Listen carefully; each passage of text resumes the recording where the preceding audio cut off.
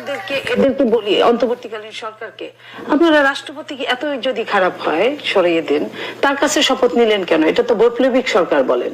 আপনারা তো শহীদ মিনারে শপথ নিতে পারতেন, যে কোনো কারো হাত দিয়ে, পুরানো আবু সাইদের বাবার হাতে শপথ নিতে পারতেন, মুগ্ধর বাবা মার কাছ থেকে শপথ নিতে পারতেন। আঞ্চলিক স্থিতিশীলতা বিনষ্ট করে ভারতের দুই পাশে দুটো জঙ্গি রাষ্ট্র সৃষ্টি করে ভারতকে এবং মিয়ানমারকে এবং চীনকে ব্যতিব্যস্ত রাখবে, যুদ্ধ বিগ্রহ ধ্বংস ইত্যাদি, এবং তাদের অস্ত্র বিক্রি করবে, তাদের সামরিক ঘাঁটি করবে।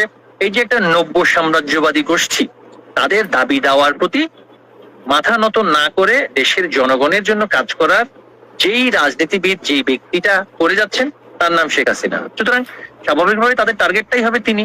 এবং আপনি দেখবেন 5ই আগস্ট কিন্তু তারা যে সরকার শুধু উৎখাত করার পরিকল্পনা করেছিল তা নয়, তাদের পরিকল্পনার একটা গুরুত্বপূর্ণ অংশ ছিল বিভ্রান্তির সৃষ্টি করে বঙ্গবন্ধুর কন্যা শেখ হাসিনা এবং শেখ রেহানাকে গণভবনে রেখে দিয়ে সেইখানে সেই মবকে পাঠিয়ে তাদেরকে হত্যা করা।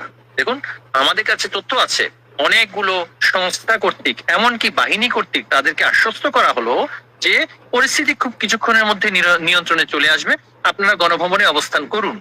কিন্তু সৌভাগ্যবশত কিছু অফিসারের মানে স্মার্টনেসের কারণে, তাদের তথ্যের কারণে এবং তাদের ক্ষিপ্রতার কারণে তারা প্রাণে বেঁচেছেন। তাদের লক্ষ্য ছিল যে 15ই আগস্টের মতন 5ই আগস্ট এই দুজনকে হত্যা করে এই বাংলাদেশ থেকে, এই উপমহাদেশ থেকে অসাম্প্রদায়িক রাজনীতি, ধর্মনিরপেক্ষ রাজনীতি, প্রগতিশীল রাজনীতি এবং জনমানুষের রাজনীতির কবর রচনা করা।